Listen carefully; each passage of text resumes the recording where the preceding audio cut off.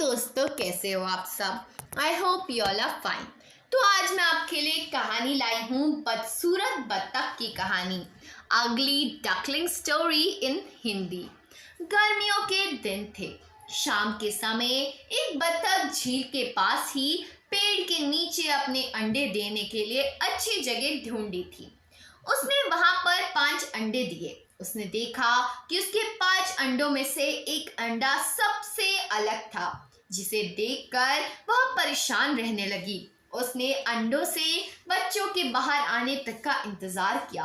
फिर एक सुबह उसके 4 अंडों में से उसके नन्हे नन्हे बच्चे बाहर आ गए। वो सभी बहुत सुंदर और प्यारे थे, लेकिन उसके 5वें अंडे से अभी तक बच्चा बाहर नहीं आया था। बत्तख ने कहा कि यह 5वें अंडे का बच्चा उसका सबसे सुंदर बच्चा होगा, तभी वह बाहर आने में इतना ज्यादा समय ले रहा है। एक सुबह वह 5वां अंडा भी फूट गया। उसमें से एक बदसूरत बत्तख का बच्चा निकला। बत्तख का यह बच्चा अपने बाकी के चारों भाई बहनों से बहुत बड़ा और बदसूरत था। यह देखकर बत्तख माँ बहुत उदास हो गई।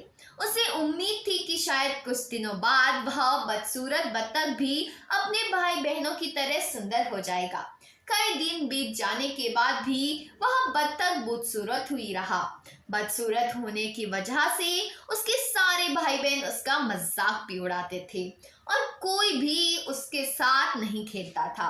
वह बदसूरत बत्तख का बच्चा बहुत उदास रहने लगा।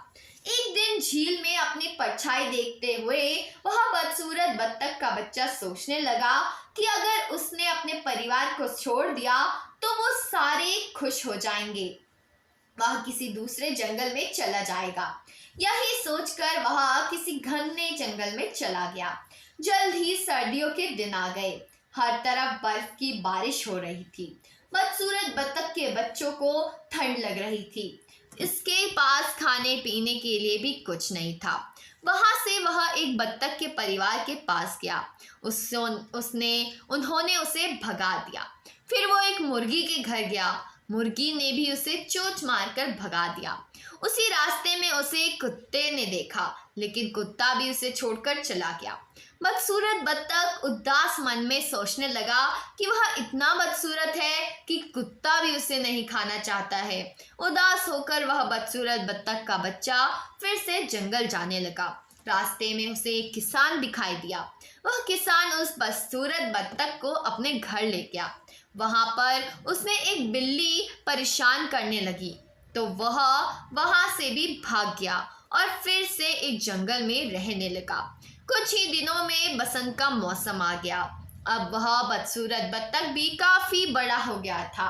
एक दिन वह एक नदी के किनारे टहल रहा था। वहां पर उसने एक सुंदर राजहंसी को देखा, जिससे उसे प्यार हो गया। लेकिन फिर उसे लगा कि वह एक बदसूरत बत्तख है, इसलिए उसे वह राजहंसी कभी नहीं मिलेगी। शर्म से उसने अपना सिर झुका लिया। तभी उसने नदी के पानी में अपनी परछाई देखी और वह हैरान हो गया। उसने देखा अब वह बहुत बड़ा हो गया था और एक सुंदर राजहंस में बदल गया था। उसे यह एहसास हो गया कि वह एक हंस है। तभी वह अपने भाई बहनों से काफी अलग था।